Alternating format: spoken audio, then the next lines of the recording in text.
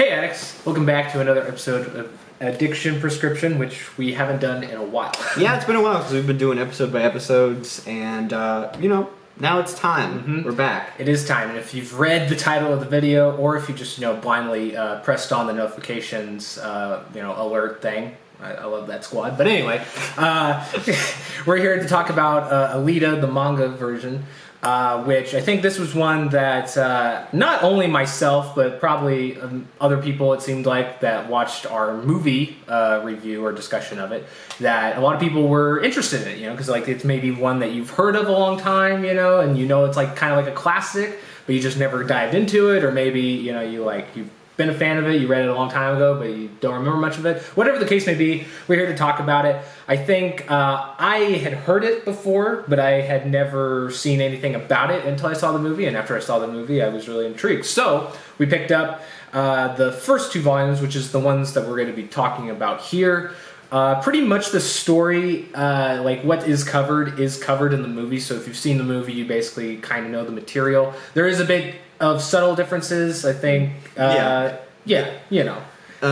one big one, I would say, but for the most part, the motivations are a little bit different. Characters are built up a little bit differently, and it's more mature stuff. Yeah, there's definitely some more mature elements because, in the movie, the guy's not eating people's heads. In this one, he's eating people's brains. Yeah, well, that's what you get when you make a PG-13 movie. Yeah, that's true. You can't have people be eating other people's brains. Yeah, it's a really dark series. I think it's one that is definitely in the vein of some what would you call it, cyberpunky. What's the post-apocalyptic? Yes, but there's another one. It's the movie I'm trying to think of. Harrison Ford? No. Blade Runner. Yes, it's in the same vein of both Blade Runner and Cyberpunk, I would say. In that regard, which there's probably fun facts there that I won't mention here because it's not important. But anyway, there is some touches of those. It's, I would say, kind of like a noir, or at least it feels like that gritty, kind of like action. But with that being said, the characters, Alita, pretty much the same for the most part. So if you liked the movie, I would say you would like the book. If you don't know exactly anything of what we're talking about, it's basically this girl, or the cyborg girl, is found in a landfill, basically, and this scientist, doctor who patches up other people in the area, finds her, decides to put her back together, and kind of adopt her, and then it kind of goes through her, being like, oh, I'm alive again, who was I, trying to figure out what she wants to do with her life, what's her purpose, essentially. So, you followed that. I would say you don't really touch on it until the second volume, really, because it's more of her gaining the strength, potentially, in the first volume. But it does go a little bit, I would say, crazy in the book compared to the movie, because there's also, mutants, there's also, different enhancements of people. I think there's even a werewolf power up thing, inhibitor chip, whatever. So there is some more, I would say, goofier out there stuff, but it's still really cool. I like the setting a lot for this. I think the tone is there. But yeah, Michael, what did you think of the differences between the movie? Because I know you've seen a bit of the movie. So I don't want to make this too much overlap with the movie, but I do like some of the different ways they present, the bad guys or the material in this manga.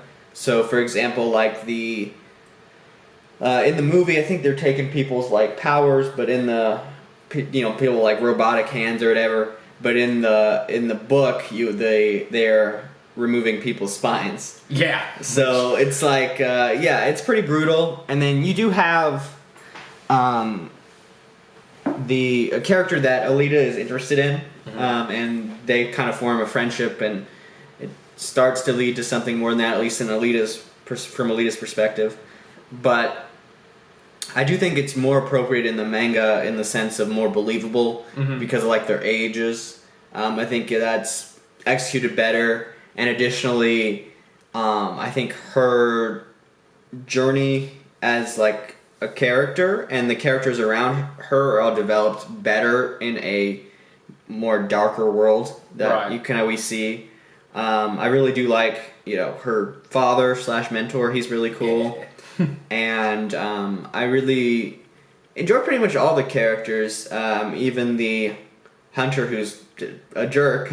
At least Yeah. he's like interesting. You get to see, what he's all about in the future too. We get to see. So I don't know. I was excited with the first 2 volumes. I think even if you had gone and watched the movie, or if you hadn't, I think it's good to start this anyway because it's got good material, good characters, and I think it's a great series to pick up. It really, there's some series out there where they've aged fairly badly, but I think Alita. I mean, obviously there's some things like her character design is obviously from different than what it would be if it was made today, like her hairstyle, Right, etc. yeah. But as far as like the quality of the art and the the dialogue and all that, I think it holds up really well. Mm-hmm. I would actually really love the illustrations in this. I think the city, I think the way the cyborgs look, I think that is all very, well done. I think some of the stuff for like the powers of like her body and stuff are, different than like other things that probably touch on like similar, genres. So that's pretty cool to see. The story itself, I think overall, I would say the story of like, or at least like her character at the beginning of the story is a little bit better. You don't necessarily. One thing I like about it is that you don't get all of the answers right up front. There is still a lot of stuff that she doesn't know about herself. There's still a lot of stuff the reader doesn't know about her circumstances, which I think adds to the intrigue of her character. But I think also like having her seem or at least look like a younger in age definitely helps with the story theme of her. I don't want to say like coming into like womanhood necessarily, but just like figuring out who she is, and trying to establish what she wants to do. So I think that helps those character attributes a lot. I think some of the side characters I appreciate a little bit more. Definitely like the doctor, her adopted father.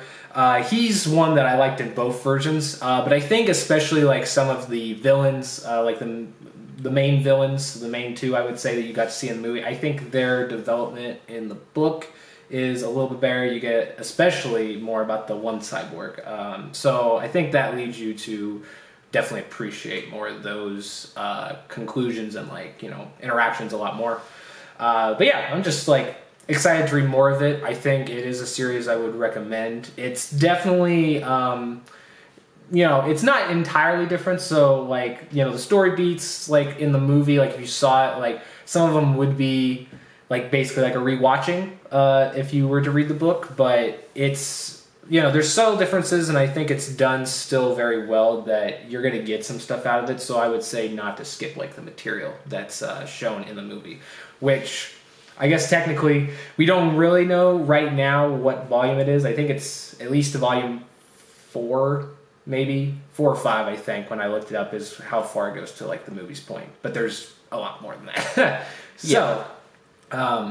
For my recommendation, like rating, I don't know, like right now, like out of the 2 volumes, I would say for me, it's, the first volume is about like it's a worth it, but I think the second volume is kind of like a gotta have it because I do like how, there's some differences in it from when I originally digested the movie that I was like, oh, I actually kind of like that a little bit better.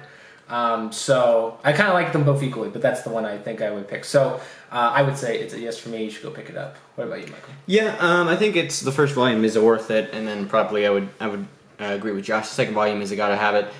Overall, I think it's a good story, and I think the characters are interesting, and especially if you like that kind of genre.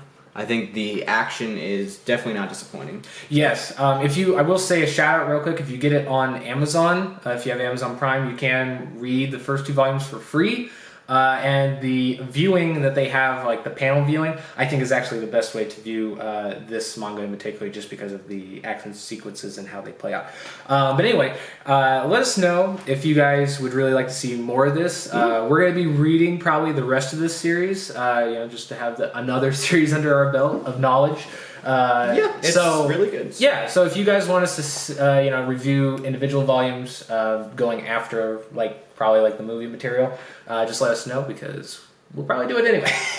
But we'll be here. I want to see if you're excited about Alita. I know, we have a lot of people who are excited about Don Machi, and people are excited about Ari Fred and the other stuff that we do, so we'll see if we can get people more converted, or you can convert us and tell us how good Alita is. Yeah, so with that being said, guys, we'll potentially see you for the next Alita video, and be sure to check out our other stuff too, because we got a lot going on. So, peace, addicts. Later.